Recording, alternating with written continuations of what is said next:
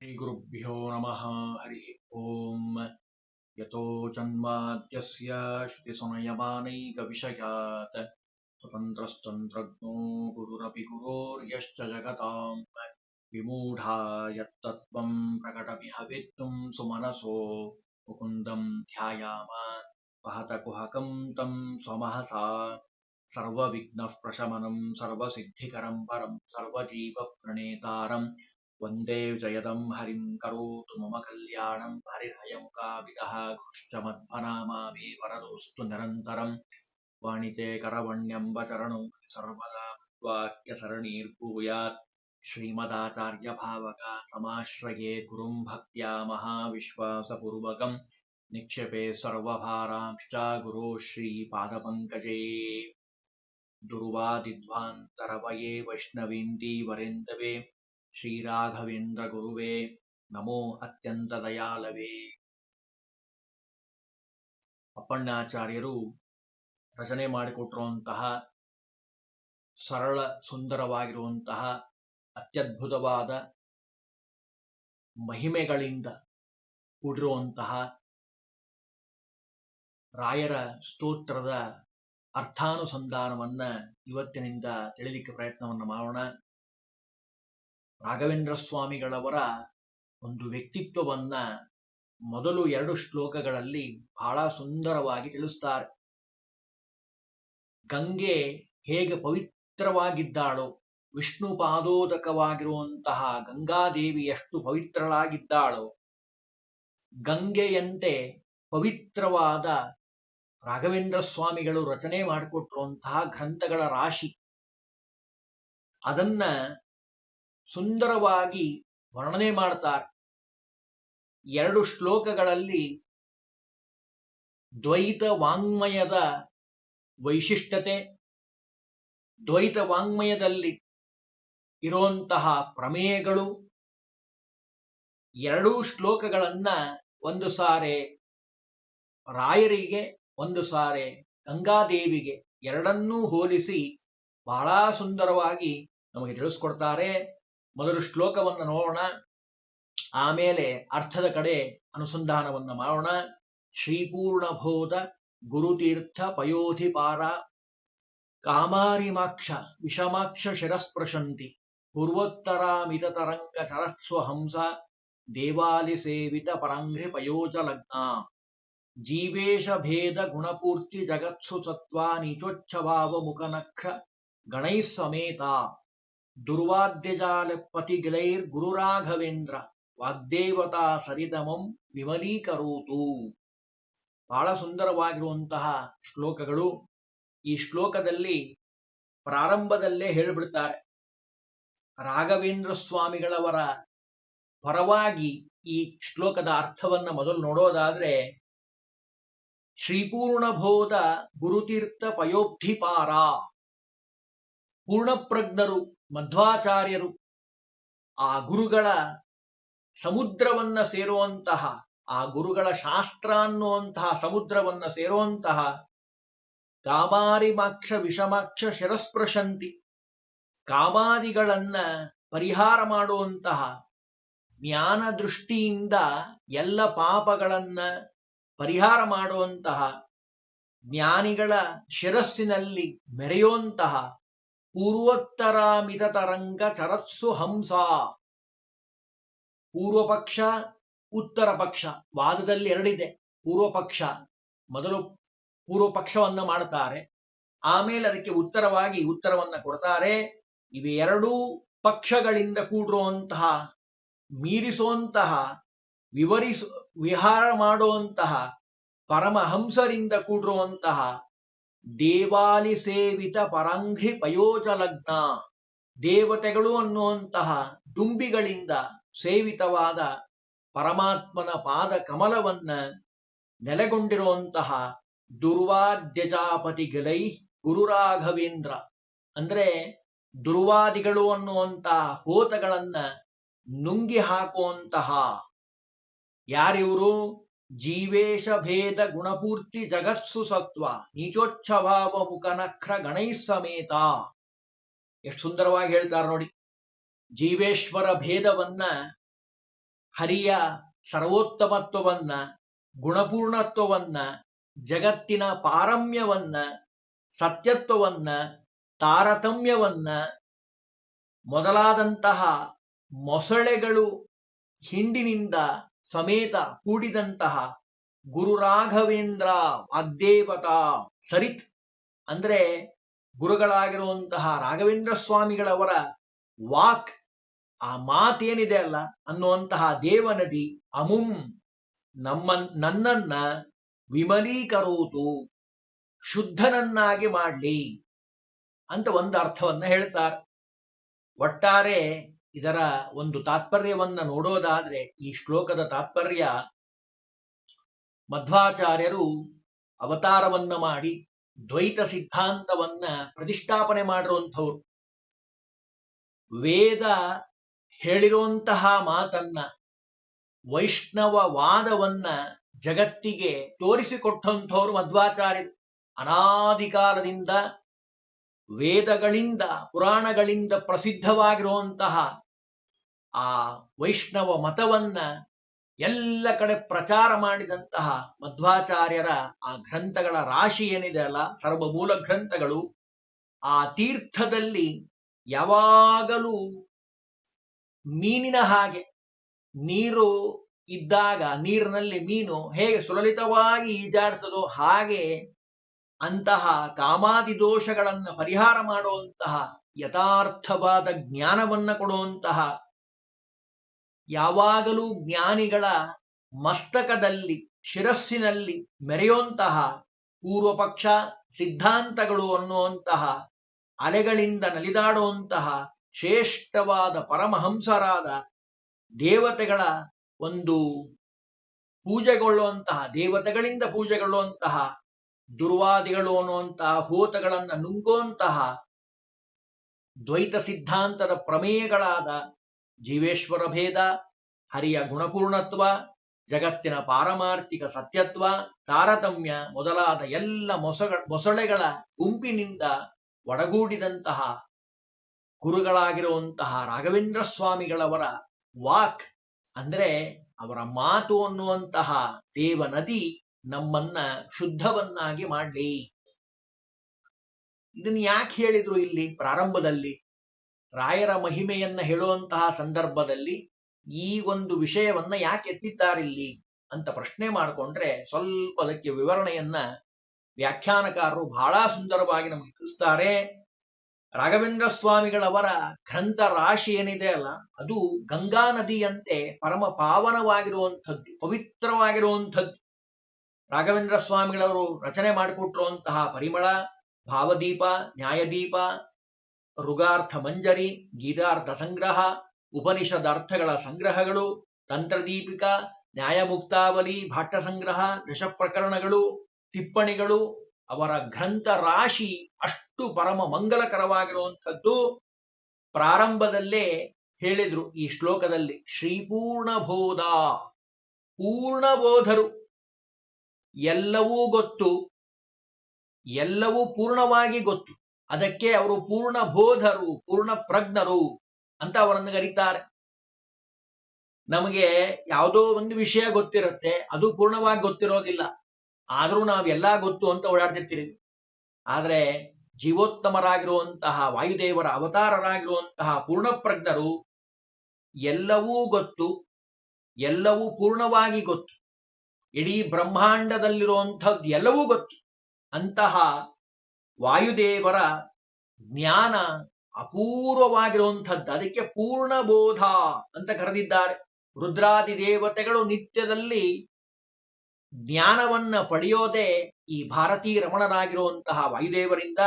ಅಂತಹ ಪೂರ್ಣಬೋಧರು, ಅವರ ಕೃತಿಗಳು ಅನ್ನುವಂತಹ ಸಾಗರ ಏನಿದೆ ಅಲ್ಲ, ಅದಕ್ಕೆ ಸಾಗರ ಅಂತ ಕರೆದಿರು, ಸರಿಯಾಗಿ ಕರೆದಿದ್ದಾರೆ. ಅಷ್ಟು ವಿಸ್ತಾರವಾಗಿರುವಂಥದ್ದು.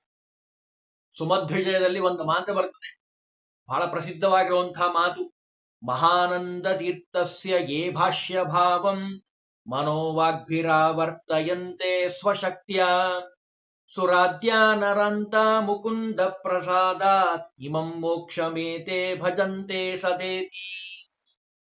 ಆನಂದ ತೀರ್ಥರ ಶಾಸ್ತ್ರ ಏನಿದೆ ಅಲ್ಲ ಅದನ್ನ ನಿತ್ಯದಲ್ಲಿ ನಮ್ಮ ಯೋಗ್ಯತಾನುಸಾರ ನಿತ್ಯದಲ್ಲಿ ಪಾಠ ಪ್ರವಚನ ಶ್ರವಣ ಪಾರಾಯಣ ನಿತ್ಯದಲ್ಲಿ ಮಾಡಬೇಕು. ನಾವ್ ಮಾಡ್ತೀವಿ ಅಂತ ಹೆಚ್ಚುಗಾರಿಕೆ ಅಂತ ಅನ್ಕೋಬೇಡಿ. ಸುರಾಧ್ಯಾನರಂತ ಮುಕುಂದ ಪ್ರಸಾದಾತ್, ಮುಕುಂದನ ಅನುಗ್ರಹ ನಿಮಗೆ ಆಗಬೇಕು ಅಂದ್ರೆ ಸುರರಿಂದ ಹಿಡಿದು ನರರವರೆಗೆ ಎಲ್ಲರೂ ಇದರ ಪಠನ ಪಾರಾಯಣವನ್ನ ನಿತ್ಯದಲ್ಲಿ ಮಾಡಬೇಕು.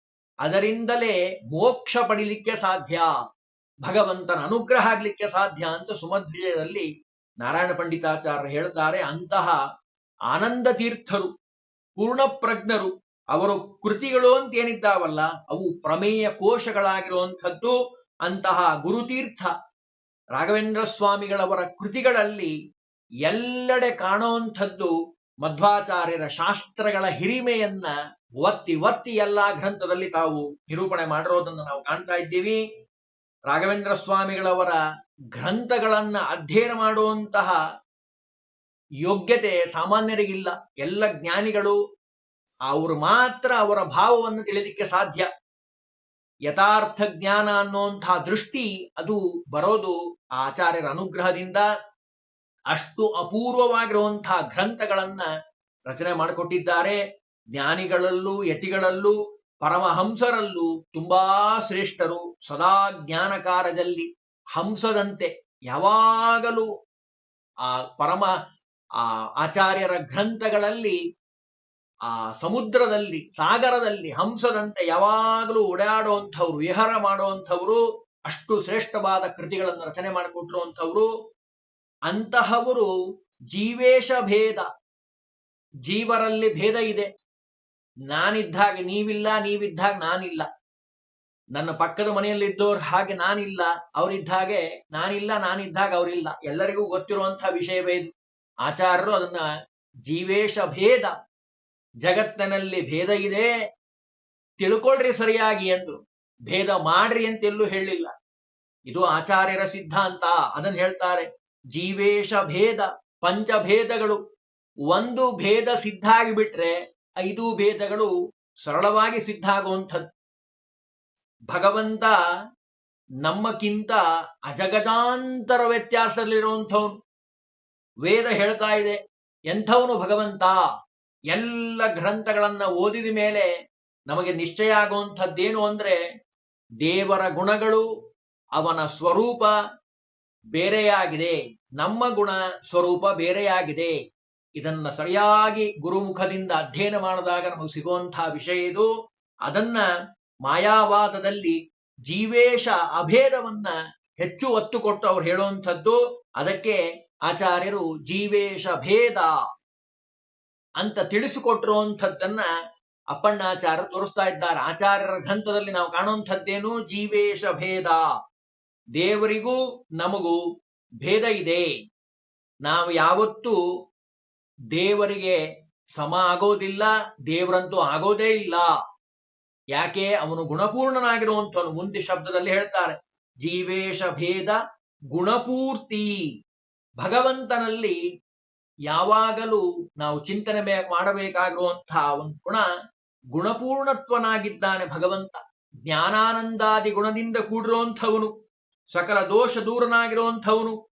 ಸಕಲ ಶಾಸ್ತ್ರಗಳು ಆ ಮೊದಲು ಕ್ಷಕಾರಾಂತ ಈ ಮಹಾವರ್ಣಗಳೆಲ್ಲ ಸ್ವಾಮಿಯಾದ ವಿಷ್ಣುವಿನ ನಾಮವೆಂದು ತಿಳಿದವಗೆ ಆನಂದ ಆನಂದ ಮತ್ತೆ ಪರಮಾನಂದ. ಆನಂದನ ಕಂದ ಬಲಿಯಲು ಏನಂದತ್ತೆ ವೇದ ವೃಂದ. ಆನಂದ ಆನಂದ. ಮಧ್ವಶಾಸ್ತ್ರ ಪ್ರವಚನ ಮುದ್ದು ಕೃಷ್ಣನ ದರುಶನ. ಮಧ್ವಶಾಸ್ತ್ರ ಪ್ರವಚನ ಮುದ್ದು ಕೃಷ್ಣನ ದರುಶನ. ಸಿದ್ಧ ವಿಜಯ ವಿಠಲನ್ನ ಹಾಡಿ ಪಾಡಿ ಕೊಂಡಾಡುವವಗೆ ಆನಂದ ಆನಂದ. ಆದಿಂದ ಕ್ಷಾವರೆಗೂ ಎಲ್ಲ ಅಕ್ಷರಗಳು, ಎಲ್ಲ ವೇದಗಳು, ಎಲ್ಲ ಗ್ರಂಥಗಳು, ಪುರಾಣ, ಇತಿಹಾಸ, ಪಂಚರಾತ್ರಾದಿಗಳು ಎಲ್ಲವೂ ಭಗವಂತನನ್ನ ಹೇಳ್ತಾ ಇದ್ದಾವೆ. ಸರ್ವಶಬ್ದ ವಾಚ್ಯ ಭಗವಂತ ಅದನ್ನು ಹೇಳ್ತಾ ಇದ್ದಾರೆ. ಅಪ್ಪಣ್ಣಾಚಾರ್ಯರು ಜೀವೇಶ ಭೇದ, ಎರಡನೆಯದಾಗಿ ಗುಣಪೂರ್ಣನಾಗಿರುವಂಥವನು. ಇದು ರಾಯರ ಕೃತಿಗಳಲ್ಲಿ ಹೆಜ್ಜೆ ಹೆಜ್ಜೆಗೆ ನಿಮಗೆ ಕಾಣುವಂಥದ್ದು. ಅದನ್ನು ಹೇಳ್ತಾ ಇದ್ದಾರೆ ಅಪ್ಪಣ್ಣಾಚಾರ್ಯರು. ಆಚಾರ್ಯರ ಗ್ರಂಥಗಳನ್ನ ಎಷ್ಟು ಆಳವಾಗಿ ಅಧ್ಯಯನ ಮಾಡಿದ್ರು ರಾಘವೇಂದ್ರ ಸ್ವಾಮಿಗಳು ಅಂತ ತಿಳಿಸ್ತಾ ಇದ್ದಾರೆ. ಗುಣಪೂರ್ಣನಾಗಿರುವಂತಹ ಭಗವಂತನ ಗುಣಗಳನ್ನ ಹೆಜ್ಜೆ ಹೆಜ್ಜೆಗೂ ಸಮರ್ಥನೆ ಮಾಡಿರುವಂಥವರು ರಾಘವೇಂದ್ರ ಸ್ವಾಮಿಗಳವರು. ಜಗತ್ಸು ತತ್ವ, ಜಗತ್ತು ಸತ್ಯವಾಗಿರುವಂಥದ್ದು ನಮಗೆ ಪ್ರತ್ಯಕ್ಷವಾಗಿ ಕಾಣ್ತಾ ಇದೆ. ಅಂತಹ ಆ ಜಗತ್ತಿನ ಸತ್ಯತ್ವವನ್ನ ನಮ್ಮ ರಾಘವೇಂದ್ರ ಸ್ವಾಮಿಗಳವರ ಕೃತಿಗಳಲ್ಲಿ ಬೇಕಾದಷ್ಟು ಕಡೆ ಅವರು ಮಾಡಿ ತೋರಿಸಿದ್ದಾರೆ. ಇದನ್ನ ಸ್ಪಷ್ಟೀಕರಣ ಮಾಡಲಿಕ್ಕೋಸ್ಕರವಾಗಿ ಜಗತ್ಸು ಸತ್ವ ಅಂತ ಹೇಳದೆ ಜಗತ್ಸು ಸತ್ವ ಅಂತ ಹೇಳಿದ್ದಾರೆ. ಎಷ್ಟು ಅತ್ಯದ್ಭುತವಾದ ಒಂದು ವ್ಯಾಕರಣ ನೋಡ್ರಿ. ಸು ಅನ್ನೋ ಶಬ್ದ ಇದೆ ಅಲ್ಲ, ಅದು ಹೇಳತ್ತೆ ಪಾರಮಾರ್ಥಿಕ, ಅಂದ್ರೆ ಯಥಾರ್ಥವಾಗಿರುವಂಥದ್ದು. ಅಂತಹ ಯಥಾರ್ಥವಾದ ಜಗತ್ತನ್ನ ಸತ್ಯವಾಗಿರುವಂಥದ್ದು ಅಂತ ಹೇಳಿ ಪ್ರತಿಪಾದನೆ ಮಾಡಿರುವಂಥದ್ದು ಅವರ ಎಲ್ಲ ಕೃತಿಗಳಲ್ಲಿ ನಾವು ಕಾಣಬಹುದು. ನೀಚೋಚ್ಚ ಭಾವ ಅಂದ್ರೇನು? ತಾರತಮ್ಯ ಭಾವ ಇದೆ. ಯಾವುದೋ ಒಂದು ಆಫೀಸಿಗೆ ಹೋಗಿ, ಗೌರ್ಮೆಂಟ್ ಆಫೀಸಿಗೆ, ನಿಮಗೆ ಗೊತ್ತಾಗತ್ತೆ, ಮ್ಯಾನೇಜರ್ ಇರ್ತಾನೆ. ಬ್ಯಾಂಕಿಗೆ ಹೋಗಿ ಮ್ಯಾನೇಜರ್ ಇರ್ತಾನೆ, ಅಟೆಂಡರ್ ಇರ್ತಾರೆ, ಎಲ್ಲ ಸ್ತರಗಳಿದ್ದಾವೆ. ಎಲ್ಲ ಕಡೆ ತಾರತಮ್ಯ ಇದೆ. ತಾರತಮ್ಯ ಇಲ್ಲದೆ ಯಾವುದು ಜಗತ್ನಲ್ಲಿ ಯಾವುದು ಇರ್ಲಿಕ್ಕೆ ಸಾಧ್ಯನೇ ಇಲ್ಲ. ಎಲ್ಲರೂ ಎಲ್ಲವನ್ನೂ ಎಲ್ಲಾ ಸಮಯದಲ್ಲಿ ತಿನ್ಲಿಕ್ಕೆ ಸಾಧ್ಯ ಇಲ್ಲ. ಇಲ್ರಿ ತಾರತಮ್ಯ ಮಾಡಬೇಡ್ರಿ ಅಂತ ಎಲ್ರಿಗೂ ಅಷ್ಟೇ ಊಟಕ್ಕೆ ಹಾಕಿದ್ರೆ, ಚಿಕ್ಕ ಹುಡುಗನಿಗೂ ಅಷ್ಟೇ ಊಟ, ದೊಡ್ಡವರಿಗೂ ಅಷ್ಟೇ ಊಟ ಅಂದ್ರೆ ಎಲ್ಲರ ಪ್ರಪಂಚದಲ್ಲಿ ಮಾಡ್ಲಿಕ್ಕೆ ಸಾಧ್ಯದನ? ಅದನ್ನು ತಿಳಿಸ್ತಾ ಇದ್ದಾರೆ ಅಪ್ಪಣ್ಣಾಚಾರ್ಯರು. ನೀಚೋಚ್ಚ ಭಾವ, ಜೀವರಲ್ಲಿ ಪರಸ್ಪರ ಭೇದ ಹೇಗೆ ಇದೆನೋ ಅದೇ ರೀತಿ ತಾರತಮ್ಯ ಇದೆ. ಅದು ಆಚಾರ್ಯರು ನಮಗೆ ತಿಳಿಸ್ಕೊಟ್ಟಿರುವಂಥದ್ದು. ಎಲ್ಲರಿಗೂ ಅವರದೇ ಆದ ಗಣಗಳಿದ್ದಾವೆ, ಅವರ ಒಂದು ಕಕ್ಷೆ ಇದೆ. ನಾರಾಯಣ ಇದ್ದಾನೆ, ಲಕ್ಷ್ಮೀದೇವಿ ಇದ್ದಾಳೆ, ಬ್ರಹ್ಮವಾಯುದೇವರಿದ್ದಾರೆ, ಸರಸ್ವತಿ ಭಾರತೀಯರಿದ್ದಾರೆ, ಗರುಡಶೇಷ ರುದ್ರರಿದ್ದಾರೆ, ಇಂದ್ರಾದಿ ದೇವತೆಗಳಿದ್ದಾರೆ. ಎಲ್ಲರಿಗೂ ಅವರದೇ ಆದ ಒಂದು ತಾರತಮ್ಯ ಕ್ರಮ ಇದೆ. ಅದನ್ನ ರಾಘವೇಂದ್ರ ಸ್ವಾಮಿಗಳವರು ಆಚಾರ್ಯರ ಗ್ರಂಥಗಳಿಗೆ ಅನುಸಾರವಾಗಿ ಅವರ ಎಲ್ಲ ಕೃತಿಗಳಲ್ಲಿ ನಾವು ಇದನ್ನ ಕಾಣಬಹುದು ಅಂತಾರೆ ಅಪ್ಪಣ್ಣಾಚಾರ್ಯರು. ನೀಚೋಚ್ಚ ಭಾವ, ಮುಖ್ಯವಾದ ಪ್ರಮೇಯವನ್ನ ರಾಘವೇಂದ್ರ ಸ್ವಾಮಿಗಳು ತಮ್ಮ ಗ್ರಂಥದಲ್ಲಿ ತಿಳಿಸ್ತಾರೆ. ಮುಖ, ನೀಚೋಚ್ಚ ಭಾವ ಮುಖ ಅಂತ ಶಬ್ದ ಇಟ್ಟಿದ್ದಾರೆ. ಏನಂದ್ರೆ ಜೀವರಲ್ಲಿ ತ್ರೈವೇದ್ಯ ಇದೆ. ಅಂದ್ರೆ ಸತ್ವಗುಣ, ರಜೋಗುಣ, ತಮೋಗುಣ. ಸ್ವರೂಪ ಆನಂದದ ಆವಿರ್ಭಾವ ಮೋಕ್ಷ ಆಗಿರುವಂಥದ್ದು. ಇದಕ್ಕೆ ಮುಖ್ಯವಾದ ಕಾರಣ ನಿರ್ಮಲವಾದ ಭಕ್ತಿ, ಜ್ಞಾನಪೂರ್ವಕವಾದ ನಿಷ್ಕಾಮವಾದ ಭಕ್ತಿ ಏನಿದೆ ಅಲ್ಲ, ಸರ್ವೋತ್ತಮನಾದವನು ಭಗವಂತ ಅನ್ನುವಂತಹ ಜ್ಞಾನಪೂರ್ವಕವಾದ ಭಕ್ತಿ ಏನಿದೆ ಅಲ್ಲ, ಪ್ರತ್ಯಕ್ಷ, ಅನುಮಾನ, ಆಗಮ, ಈ ಮೂರು ಪ್ರಮಾಣಗಳ ಮೂಲಕ ಸದಾಗಮೈಕನಾದ ಭಗವಂತನನ್ನ ವೇದ ವೇದ್ಯ ಅಂತ ತಿಳಿದು ಉಪಾಸನೆ ಮಾಡೋದಿದೆ ಅಲ್ಲ, ಅದು ಮುಖ. ಅದಕ್ಕೆ ಆ ಶಬ್ದ ಇಟ್ಟಿದ್ದಾರೆ. ಇದೇ ಮುಖವಾಗಿರುವಂಥದ್ದು. ಇದನ್ನ ಬಿಟ್ಟು ನೀವೇನು ಮಾಡಿದ್ರೂ ಭಗವಂತ ಅನುಗ್ರಹ ಮಾಡೋದಿಲ್ಲ. ಇವೆಲ್ಲವೂ ಗ್ರಂಥಗಳು, ಈ ಎಲ್ಲ ಗ್ರಂಥಗಳು ಮೊಸಳೆಗಳ ಗುಂಪಿನಿಂದ ಶೋಭಿಸುವಂತಹ ಗಂಗಾ ನದಿಯಂತಿದೆ ಅಂತೆ. ಎಷ್ಟು ವರ್ಣನೆ ಮಾಡ್ತಾರೆ ನೋಡ್ರಿ. ನಕ್ರ ಅಂದ್ರೆ ಮೊಸಳೆ. ಜೀವೇಶ ನಿಚೋಚ್ಚ ಭಾವ ಮುಖ ನಕ್ರ, ನಕ್ರ ಅಂದ್ರೆ ಮೊಸಳೆ. ದುರ್ವಾದಿಗಳನ್ನ ಖಂಡಿಸೋ ಅವರ ಕೃತಿಗಳನ್ನ ನೋಡಿದಾಗ ನಮಗೆ ಚೆನ್ನಾಗಿ ಗೊತ್ತಾಗತ್ತೆ. ಅಂತಹ ರಾಘವೇಂದ್ರ ಸ್ವಾಮಿಗಳವರ ಗ್ರಂಥಗಳನ್ನ ಓದುವಂತಹ ಸಂದರ್ಭದಲ್ಲಿ ಓದುವವರ ಮನಸ್ಸನ್ನ ನಿರ್ಮಲಗೊಳಿಸುವಂಥದ್ದು, ಅವರ ಮಹಿಮೆ ಅಗಾಧವಾಗಿರುವಂಥದ್ದು. ವೈರಾಗ್ಯ, ಕಾರುಣ್ಯ, ವಾದಿಜಯ ಇವೆಲ್ಲವೂ ಅಪಾರವಾದ ಅವರ ವ್ಯಕ್ತಿತ್ವವನ್ನು ತೋರಿಸುವಂಥದ್ದು. ಅವರ ಉದ್ದೇಶ ಏನು? ಕೃಷ್ಣ ಹೇಳಿದ್ದಾನೆ, ನಹಿ ಜ್ಞಾನೇನ ಸದೃಶಂ ಪವಿತ್ರಮಿಹ ವಿದ್ಯತೆ. ಇಷ್ಟೇ ಅಲ್ಲ, ತೈತಿರ ಉಪನಿಷತ್ ಒಂದು ಮಾತು ಹೇಳುತ್ತೆ, ಸ್ವಾಧ್ಯಾಯ ಪ್ರವಚನೆ ಯೇ ವೇತಿ ನಾಕೋ ಮೌದ್ಗಲ್ಯ. ಅದಕ್ಕೆ ವ್ಯಾಖ್ಯಾನಕಾರ ಅರ್ಥ ಬರೀತಾರೆ, ತದ್ದಿ ತಪಃ ಸರ್ವಕ್ರಮ ಕೃತಿಕಾಲೇಶ್ವಪಿ ಸ್ವಾಧ್ಯಾಯ ಪ್ರವಚನೆಯೋ ಕರ್ತವ್ಯತ್ವ ತಯೋಹೋ ಸರ್ವತ್ರಾನುಷಂಗ. ಅಂದ್ರೆ ಎಲ್ಲಾ ಕಾರ್ಯಗಳನ್ನ ಸಂಕೋಚ ಮಾಡಿಕೊಂಡ್ರೂ ಪರವಾಗಿಲ್ಲ, ಜ್ಞಾನ ಕಾರ್ಯಕ್ಕೆ ಮಹತ್ವ ಕೊಡ್ರಿ, ಜ್ಞಾನವನ್ನ ಪ್ರಸಾರ ಮಾಡ್ರಿ, ತತ್ವಜ್ಞಾನ ತಿಳಿದುಕೊಳ್ರಿ. ಅದನ್ನ ಜೀವನ ಪರ್ಯಂತರವಾಗಿ ನಡೆಸಿದಂಥವರು ಮಹಾನುಭಾವರಾಗಿರುವಂತಹ ರಾಘವೇಂದ್ರ ಸ್ವಾಮಿಗಳು ಅಂತ ವರ್ಣನೆ ಮಾಡ್ತಾರೆ ಅಪ್ಪಣ್ಣಾಚಾರ್ಯರು. ಗಂಗಾ ನದಿಗೆ ಹೋಲಿಸಿದ್ದಾರೆ ಅವರ ಗ್ರಂಥಗಳನ್ನ, ಅವರ ಮಾತನ್ನ. ಕಾರಣ ಏನು ಅಂತ ಕೇಳಿದ್ರೆ, ವಿಷ್ಣುಪಾದದಿಂದ ಪ್ರಾದುರ್ಭಾವ ಹೊಂದಿರುವಂಥದ್ದು ಗಂಗಾ ನದಿ. ಅದಕ್ಕೆ ಬ್ರಹ್ಮದೇವರು ಮುಖ್ಯ ಕಾರಣ. ಯಾಕೆ, ಆ ಪಾದ ತೊಳೆದಂಥವರೇ ಬ್ರಹ್ಮದೇವರು, ಅದನ್ನ ಶಿರಸ ವಹಿಸಿದಂಥವರು ರುದ್ರದೇವರು. ಮಹಾಜ್ಞಾನಿಗಳು ಪರಮಹಂಸರು ಅದನ್ನ ಶಿರಸ ವಹಿಸಿದ್ದಾರೆ. ಹಾಗೇ ಆ ರಾಘವೇಂದ್ರ ಸ್ವಾಮಿಗಳವರ ಗ್ರಂಥ ಅಂತ ಏನಿದೆ ಅಲ್ಲ, ಅದು ಎಲ್ಲ ಪಾಪಗಳನ್ನ ಕಳೆದು ಒಳ್ಳೆಯ ಮೋಕ್ಷವನ್ನೇ ಕೊಡುವಂಥದ್ದು. ಅಯೋಗ್ಯರಿಗೆ ಭಯಂಕರವಾಗಿರುವಂಥದ್ದು, ದುರ್ವಾದಿಗಳಿಗೆ, ಜ್ಞಾನಿಗಳಿಗೆ, ಸಜ್ಜನರಿಗೆ ದೋಷ ಪರಿಹಾರಕವಾಗಿರುವಂಥದ್ದು.